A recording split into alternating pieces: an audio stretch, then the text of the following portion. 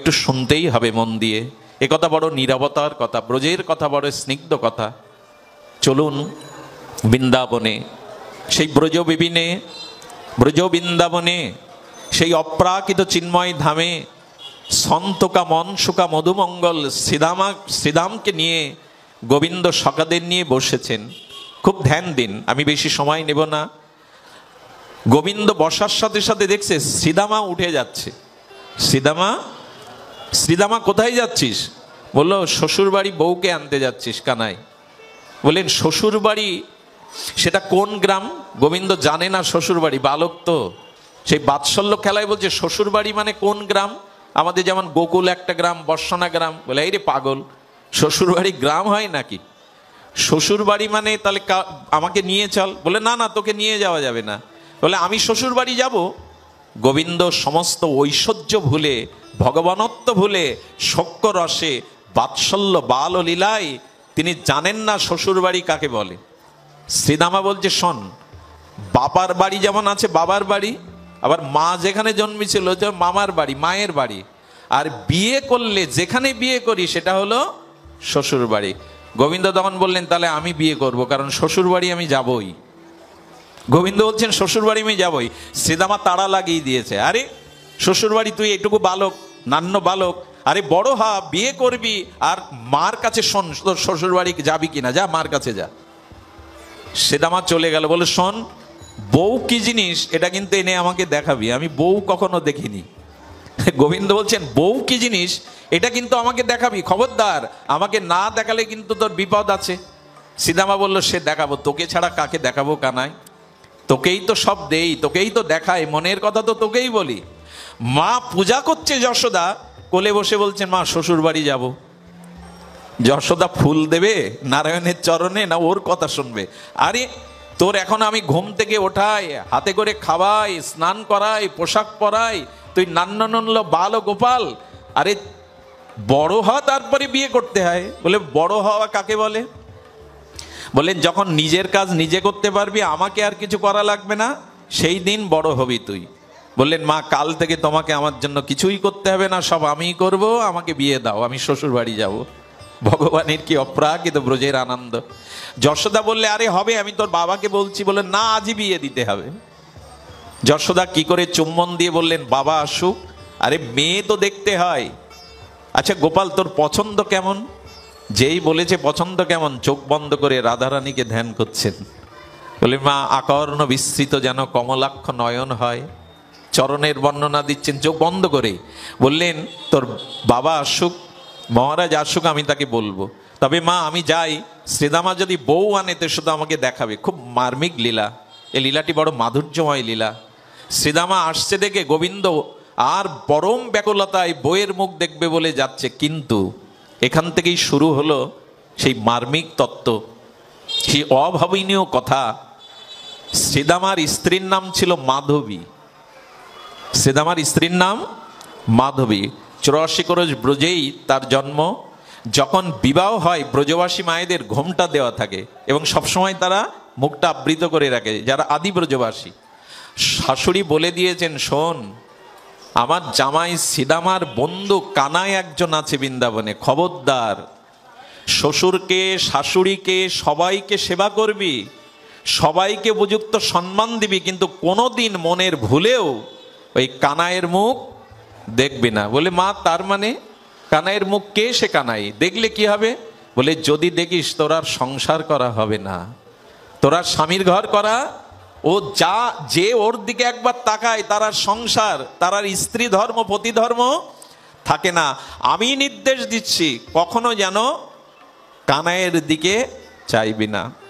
আমার কি মনে হয় জানো মা, জগতে যাকে দেখবার আমাদের বেশি নিষেধ আছে তাকে না দেখবার, আর জগতে যাদের না দেখবার আমরা সারা জীবন তাদেরই দেখি বেশি। যাকে দেখবার তাকে আমরা দেখতে চাই না। কত মন্দির পড়ে রয়েছে, পাশ দিয়ে যায়, একবার বিগ্রহকে মনের নয়নে মাধুরী মিশিয়ে তাকে দেখি না, একবার তার দিকে দৃষ্টি দিন, একবার দিলে আর কুদৃষ্টি থাকবে না, সুদর্শন হয়ে যাবে। আপনার দর্শনটা শু হয়ে যাবে। কিন্তু যাকে দেখবার জগতে তাকে আমরা দেখি না। কত গন্ধ জিনিস দেখি, কত অশ্লীল জিনিস দেখি, অথচ ভগবানকে দেখি না, নয়নকে সার্থক করি না। এই জন্য এই বাধা আমাদেরও, এই বাধা আমাদেরও। কবিগুরু বললেন, সকাল থেকে সারাদিন যাদের দিকে তাকালে, যাদের আপন বলে ডাকলে, যাদের মমতা ভরা, যাদের আহ্বান করলে, তারা তোমার কেউ না, তারা প্রকৃত আপনজন না। অথচ যার দিকে তাকাবার সে তোমার হৃদয়ে বসে আছে, কই তার দিকে তো একবারও তাকালে না। এই জন্য কবিগুরু বলেছিলেন, আমার হিয়ার মাঝে লুকিয়েছিলে, আমি দেখতে তোমায় পাইনি, আমি বাহির পানে চোখ মেলেছি, হৃদয় পানে চাইনি। তার দিকে একবার দেখুন, একবার নয়নটা দিন, নয়নে আর কিছু ধরবে না। যারা ভগবানের চিন্ময় সচ্চিদানন্দ প্রেমময় বিগ্রহ একবার দেখেছে, অন্য রূপ তাদের নয়নে ধরার কথা নয়। আমরা আসলে দেখি না, প্রাণের মাধুরী মিশিয়ে তাকে দেখি না। ঘোমটাটা আরো বড় করে বলছেন, শ্রীদামা বলছেন, আমার বন্ধু কানাই আসছে, কৃষ্ণ আসছে, আরে ওকে ওকে দেখলেই জীবন ধন্য হয়। চুপটি করে আরো বেশি ঘোমটা টেনে দিয়েছে, মায়ের আদেশ। কানাই বলছে, শ্রীদামা তুই শ্বশুর বাড়ি নিয়ে আসনি বুঝেছিস, কিন্তু বউ দেখা। আরে কি হলো তোমার? আরে কানাইকে মুখটা দেখাও। বলেন, আমি ওনার মুখ দেখব না। যেই বলেছে মুখ দেখব না, কৃষ্ণের চোখে জল ভরে গেছে। কারণ এই নয়ন ভোলানো মনোহর মূর্তি নিয়ে কেন এসেছেন জানেন? বিগ্রহ রূপে আমাদের ঘরে ঘরে মন্দিরে কেন জানেন? তুমি একবার আমার দিকে যদি তাকাও, তাহলে তোমাকে আমি আমার করে নেব, আমার নয়নের মধ্যে দিয়ে তোমার করে নেব। কৃষ্ণের চোখে জল এসে গেছে, আমাকে দেখবে না? তবে শোনো মাধবী, তুমি আজ আমাকে দেখলে না, তবে শুনে রাখো, আজ আমি প্রতিজ্ঞা করছি, একদিন আমাকে দেখবার জন্য তোমাকে হাহাকার করতে হবে, কাঁদতে হবে, ছটপট করতে হবে, তুমি আমাকে দেখতে পাবে না। বলেই কৃষ্ণ চলে গেল। শ্রীদামার বড় ব্যথা লাগলো, এমন কেন করেছো? বললো, মা নিষেধ করে দিয়েছে কানাইয়ের মুখ না দেখতে। পরের দিন সকাল হলো, প্রথম শ্বশুর বাড়ির প্রথম প্রভাত। উঠে দেখছে সমস্ত বৃন্দাবনবাসীর মুখে একটাই কথা, কৃষ্ণ কি করলো, কৃষ্ণ কার ননি চুরি করলো, কৃষ্ণ কি পীতবরণ পরেছে। আমি নিশ্চিত করে বলতে পারি, কৃষ্ণ আপনাকে আত্মসাৎ করবেই, রাধারানী আপনার ভেতরে প্রবেশ করবেই। কি করে জানেন? আমাদের পঞ্চ জ্ঞানেন্দ্রিয়, চক্ষু, কর্ণ, নাসিকা, জিহ্বা, ত্বক, যারা ব্রজে যায়, এই পাঁচটাই তো সাথে যায়। ব্রজে দেখবেন, আপনি কৃষ্ণকে দেখতে না চাইলেও চোখটা যেদিকে পড়বে, কোথাও না কোথাও বিগ্রহ, কোথাও না কোথাও আপনি গোবিন্দের ছবি, গোবিন্দের নাম দেখতে পাবেন।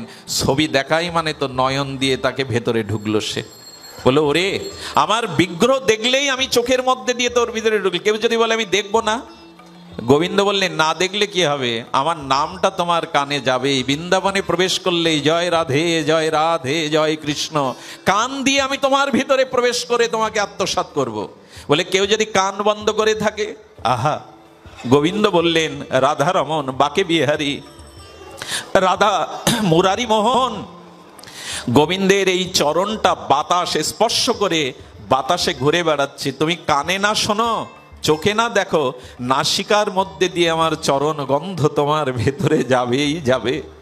আমি তোমাকে আত্মসাৎ করার জন্য তোমার পঞ্চেন্দ্রিয়ে প্রবেশ করব। বলে, যদি নাসিকায় নিঃশ্বাস না নেই, বলে বৃন্দাবনে গিয়ে তো একটু প্রসাদ পাবে। ব্রজবাসীদের মাধুকরী মন্দিরের প্রসাদ মানেই আমি জিহ্বার রসের সাথে তোমার ভেতরে প্রবেশ করব। রাধারানী বৃন্দাবনে এত করুণা করেছেন, যেমন করেই হোক। আর যদি চোখ, কান, নাক, মুখ বন্ধই রাখো, তবে শোনো, যে মাটিতে দাঁড়িয়ে আছো, ওই ধূলিকণা অঙ্গে লাগলেই আমি তোমার হয়ে যাব, আমি চিরদিনে তোমার মধ্যে প্রবেশ করব। ব্রজধূলির এই হলো মহিমা।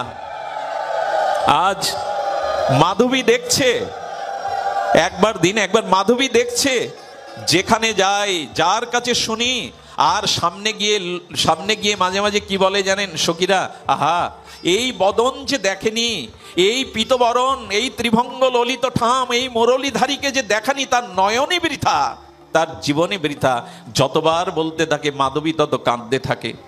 মাধবী কাঁদতে থাকে, মা কেন নিষেধ করলো, কবে দেখবো আমি, কবে দেখবো। আর সামলানো যায় লোভ, কিন্তু মা যে নিষেধ করে আছে, একদিন প্রভাতে সারা রাত গোবিন্দের চিন্তা করে, এমন রূপ, এমন ভুবন ভোলানো মোহন, আমি দেখব না তাকে?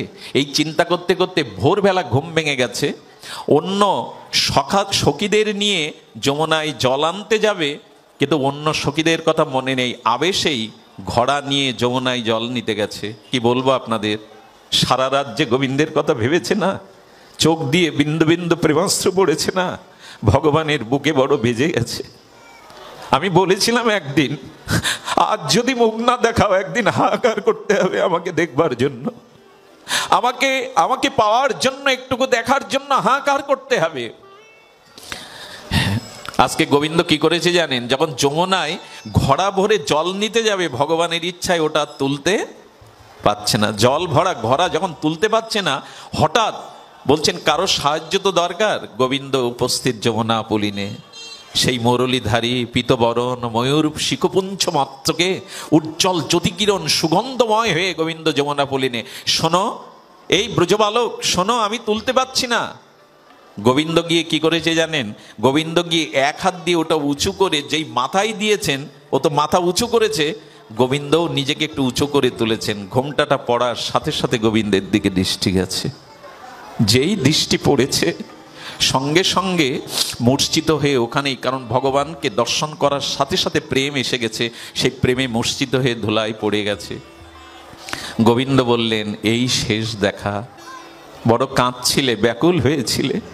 আমি ভক্ত হৃদয়ের ব্যথা কখনো সহ্য করতে পারি না। চোখের জল আমার কাছে, ভক্তের চোখের জল বড় অসহনীয়, আমি ওটা সহ্য করতে পারি না। কিন্তু এই যে দেখলে, আবার তোমাকে ক্রন্দন করতে হবে, আবার কাঁদতে হবে, আবার হাহাকার করতে হবে। ওই রূপ দেখেই যেই পড়ে গেছে, যারা সময়ে জল আনতে গিয়েছিল সেই সখীরা বললে, আরে মাধবী পড়ে আছে যে। মাধবীর চোখে মুখে যমুনার জল ছিটে দিয়ে বলার পরে বলছে, বল না, বল না, কাকে দেখলাম আমি কাকে দেখলাম? আমার নয়ন মনে ওই ছবি, ওই মূরতি অঙ্কিত হয়ে আছে। আমার তো গা কাঁপছে, আমি দাঁড়াতে বলতে বলতে আবার মূর্ছা। আহা, সেই রূপ দেখবার মতো ইচ্ছা আমাদের জাগলো না, সেই রূপ অনুভব করবার মতো আমার প্রেমের দৃষ্টিতে তাকালাম না। একবার যদি নয়নে ওই রূপ ধরে যায়, আর কোন রূপ কারো কোনোদিনই ভালো লাগবে না। এই জন্য কবিগুরু বলেছিলেন, নয়ন সমকে তুমি নাই, নয়নের মাঝখানে নিয়েও যে ঠাই। তাকে নয়নের সম্মুখে না রেখে নয়নের মাঝখানে রেখে দিন, তাহলে দেখবেন নয়ন আর অন্যদিকে যাবে না, দৃষ্টি অন্যদিকে ফিরবে না। মাধবী ঘরে এসে খাওয়া দাওয়া ছেড়ে দিল। আর একবার দেখাও, আর একবার দেখাও না।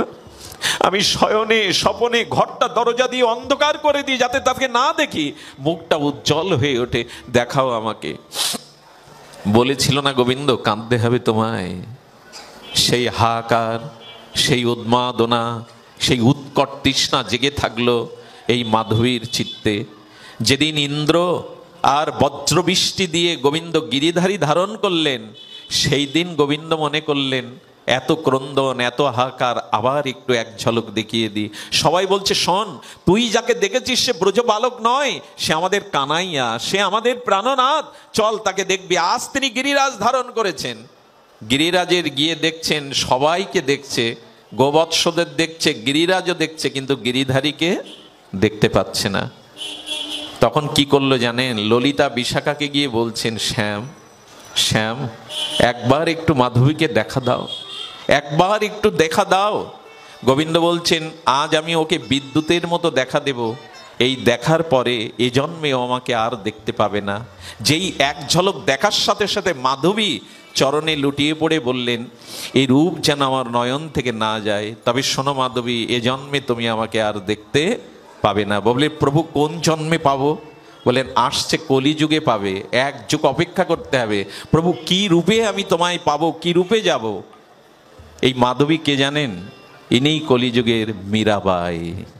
এই মাধবী হলো মীরাবাই। বললেন, যেদিন মীরা হয়ে রাজস্থানে মেওড়াতে আসবে এক ব্রাহ্মণ ঘরে, সেদিন ছোটবেলা থেকেই তোমার আমার প্রতি ব্যাকুলতা থাকবে। আমি কথা দিলাম মীরা, সেদিন তোমাকে আমি আমার করে নেব, চিরদিনের মতো করে নেব। বললেন প্রভু তবে কেন পাঠাচ্ছেন?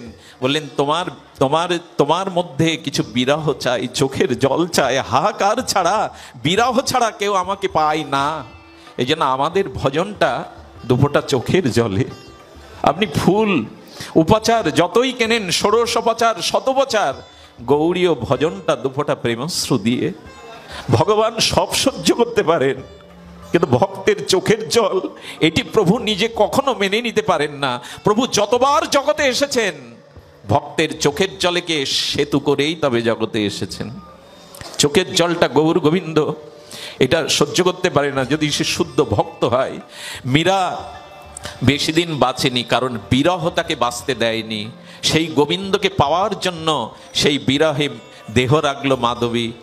শ্রীদামার স্ত্রী রূপে মাধুরী দেহ রাখার পরে মৃত্যুর চিন্তায়, গোবিন্দকে দেখবার দর্শনের সেবার চিন্তায় বায়ুমণ্ডলে ইথার তরঙ্গে তার আত্মাটা ওইভাবে পরিভ্রমণ করতে করতে করতে রাজস্থানের আর মেওড়া গ্রামে ওখানে এক সুব্রাহ্মণের কন্যা হয়ে মীরা জন্ম নিল। এই হলো মাধবী মীরা। কিন্তু দেখুন লীলাটি বড় অপূর্ব, যদি একটু সময় থাকে আপনাদের হাতে।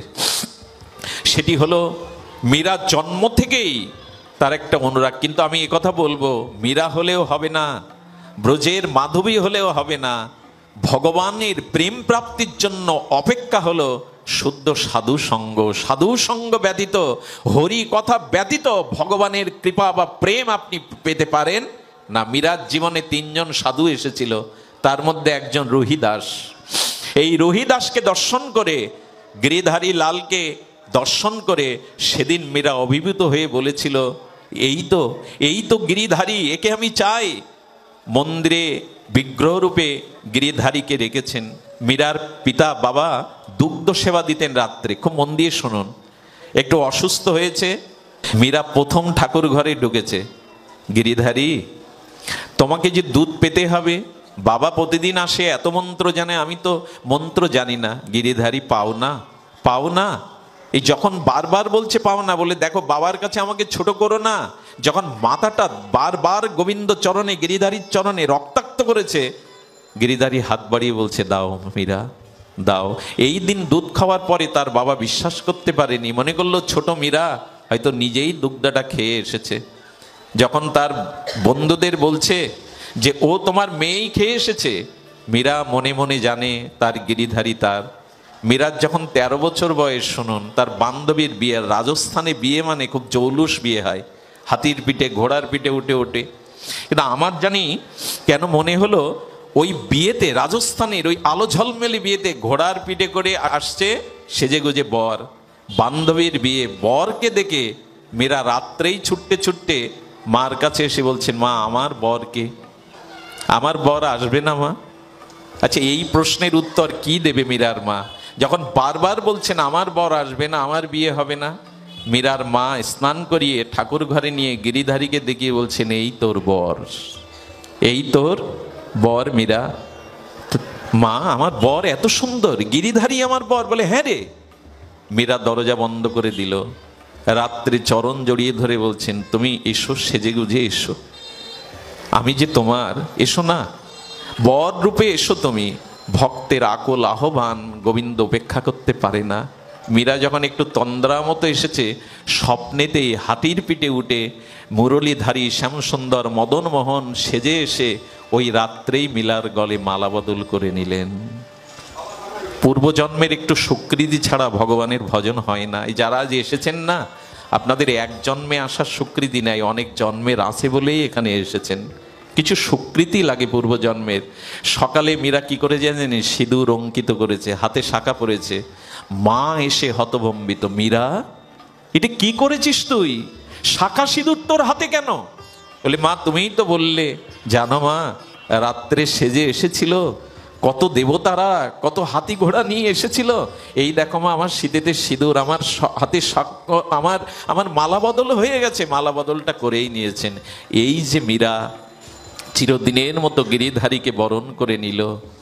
দেখুন এই আমাদের পৃথিবীতে যে মেয়েরা পতি সেবা করে তারা সতী নামে আখ্যায়িত হয়। পতি সেবাই নারীদের একমাত্র ধর্ম। কিন্তু একটা নিবেদন করব, যারা পতি সেবা করে তারা এই জগতে সতী উপাধি পায়, অনেক সুকল্যাণী তারা হয়, কিন্তু যদি পরমপতি কৃষ্ণের সেবা না করে তবে পরকালে তারা খুব বঞ্চিত হয়। পরকালে তাদের সতী উপাধি পাবে না তারা, পরকালে মানে ভগবানের রাজ্যে তারা সতী উপাধি পাবে না। এই জন্য গোপীরা পরমপতি কৃষ্ণকেই পতিরূপে গ্রহণ করেছিল। আমি নিবেদন করব মা, শুধু স্বামী সেবা সাথে সাথে পরমপতির সেবাও চাই। মীরার জীবনে আর রাজ সুখ, আজ রাজ রানীর সুখ হয়নি। তিনি একতারা নিয়ে বেরিয়ে গেছিলেন বৃন্দাবনে, আর বৃন্দাবনের কুঞ্জ কাননে মীরা 3 দিন আর একতারা নিয়ে সেই মীরা যখন অলিতে গলিতে যোগনী হয়ে গোবিন্দের গুণকীর্তন করছেন, 3 দিন মীরা খায়নি। কি হলো জানেন? গোবিন্দ বালক বেশে একটা ঢোল কাঁধে নিয়ে ব্রজবাসীদের দুয়ারে ঢেড়ি পিটাতে আর বলছে, ওগো মীরাবাই এসেছে বংশী বটে, মীরাকে যে একটু প্রসাদ দেবে সে রাধার কৃপা পাবে, সে গোবিন্দের কৃপা পাবে। ঢেড়িয়ে পিটিয়ে পিটিয়ে গোবিন্দ ব্রজবাসীদের দুয়ারে বলে আসলো। মীরাকে যখন সবাই প্রসাদ দেওয়ার জন্য এলো, বলছে, আচ্ছা আমি যে এখানে এসেছি তোমাদের কে বললো? একটা ছোট বালক না, ঢাক পিটাতে পিটাতে বলে এসেছে। বুঝলেন, এটা শ্যামসুন্দর ছাড়া আর কারো কাজ নয়। এই মীরা একদিন রাত্রে আছে, চম্পকলতা বলে একটা সখী আছে, আপনারা জানেন যারা মঞ্জুরি ভাব সাধনা শোনেন। এই চম্পকলতা একদিন মীরার হাত ধরে টেনে নিয়ে গেল। মা ওই পাশে যাও, সামনে এসো না, ওইদিকে যাও। কি বলছেন? মীরাকে টেনে নিয়ে গেল। কে নিয়ে গেল? এখানেই বিশ্রাম কথা এটা। কে নিয়ে গেল? চম্পকলতা। চম্পকলতা যখন নিয়ে যাচ্ছে, ওর স্পর্শ পেয়ে মীরা বলছে, কে তুমি? আমার ভিতরে পূর্বের সব হারিয়ে যাচ্ছে কেন? কে তুমি? বলো চলো না, যেখানে রাধা মাধব নিকুঞ্জ মন্দিরে আছে না, সেই প্রেমময় নিকুঞ্জ মন্দিরে গিয়ে দেখলো অষ্টসখী পরিবৃত যুগল বসে আছে কুঞ্জ মন্দিরে। মীরা দেখেই, যুগল শ্যামসুন্দরকে দেখেই ওখানে চরণে পড়ে গেছে। মীরা বলছে, মীরাকে বলছে, শ্যাম চিনতে পারছো? আমি তোমার গিরিধারী লাল। এরা কারা? আর আমাকে না দেখো কে আছে? রাধারানীকে দেখেই প্রেমে মূর্ছিত। ললিতা বিশাখা বললে, তুমি সেই ব্রজের মাধবী, এসেছো মীরা হয়ে। বলে, প্রভু আর দূরে রেখো না, আর তোমার কুঞ্জের বাইরে রেখো না, আর যুগল সেবা থেকে আমাকে বঞ্চিত করো না, আমি আর পাচ্ছি না। গোবিন্দ বললেন, আরো কিছুদিন কাঁদতে হবে, আরো কিছুদিন বিরহটা জাগাতে হবে। কথা দিচ্ছি আমি তোমাকে আমার করেই নেব। আমার কি মনে হয় জানো মা, ভগবান পেয়েও পাওয়া হয় না যদি বিরহ না থাকে, তাকে পাওয়ার জন্য যদি ব্যাকুলতা না থাকে পেয়েও পাওয়া হয় না। মীরাকে সেই বিরহের জন্য বিরহিনী মীরাকে রেখে দিলেন গোবিন্দ। এই করতে করতে গিরিধারীর জন্য মীরার যেমন শুধু অশ্রুপ্লাবিত হয়, এই করতে করতে একদিন তাকে কৃপার জন্য স্বপ্নেতে আদেশ দিয়ে বললেন, তুমি চলে যাও দ্বারকায়। বৃন্দাবনে নয়, দ্বারকায় চলে যাও, কারণ আমার স্ত্রী যারা তারা দ্বারকায় থাকে, আমি দ্বারকাধীশ। এই দ্বারকায় গিয়ে মীরার শেষ অবস্থা কি হলো জানেন? এই দ্বারকাধীশ গোবিন্দের মন্দিরে গিয়ে মীরা চোখের জলে নিবেদন করেছিল, আর বাইরে থাকতে চাই না, আমাকে যুগল সেবায় নিকুঞ্জ মন্দিরে অধিকার দাও তোমার সেবিকা রূপে। এই বলতে বলতে মীরা গিরিধারী লালকে জড়িয়ে ধরার সাথে সাথে মীরা চিরদিনের মতো বিগ্রহে লীন হয়ে গেল। মীরার কাপড়ের খণ্ডটা গিরিধারীর বদনে ছিল। এই হলো সেই মাধবীর ব্যাকুলতা, এই হলো মাধবীর উৎকণ্ঠা। এই লীলার দ্বারা আমি এইটুকু নিবেদন করে বিশ্রাম করছি। আসুন গোবিন্দের নিকুঞ্জ সেবা পাওয়ার জন্য সখীরূপে আমরাও যাতে নিকুঞ্জে প্রবেশ করতে পারি, সেই ব্যাকুলতাটা আমাদের হৃদয়ে থাকুক। আমরা যেন যুগল সেবায়, যুগল মাধুর্য শ্রীধাম বৃন্দাবনের প্রেম ও নিকুঞ্জ মন্দিরে যেতে পারি। আর এটাই মহাপ্রভু দিতে এসেছিলেন। গুরুদেব বলেছিলেন, শ্রীধাম বৃন্দাবন যুগল ভজন ধন মোহে করালো উপদেশ। আসুন আমরা যুগল ভজনে রাধারানীর চরণ কৈকর্যে প্রেমময় প্রেমময়ীর শোকময় শোকময়ীর চরণে আশ্রয় নেই। ধন্য হোক আর্য সভা মন্দির, ধন্য হোক আজকের এই মাঙ্গলিক ভাগবতী অনুষ্ঠান, ধন্য হোক আজকের ভক্তিযজ্ঞ, 24 প্রহর নামযজ্ঞ, ধন্যাতি ধন্য হোক। এই প্রার্থনা জানিয়ে আপনাদের সকলের চরণে আবারও বিনম্র সশ্রদ্ধ দণ্ডবাদ জানিয়ে আজকের মতো হরিকথার এখানে বিশ্রাম। জয় শ্রী গুরু প্রেমানন্দে গৌর হরি বল। জয় রাধে, জয় গৌর সুন্দর, জয় রাধা মাধব।